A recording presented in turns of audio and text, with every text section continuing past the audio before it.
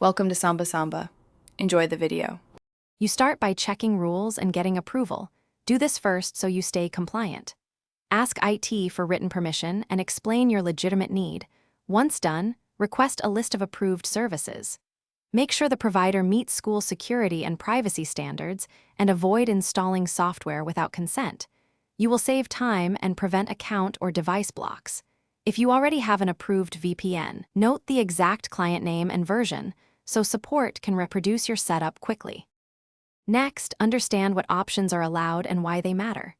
A full VPN routes all traffic, which can conflict with school monitoring. Split tunneling limits impact, and browser-based extensions change only browser traffic. Once you know the constraints, choose an approved solution. Enterprise clients are usually supported.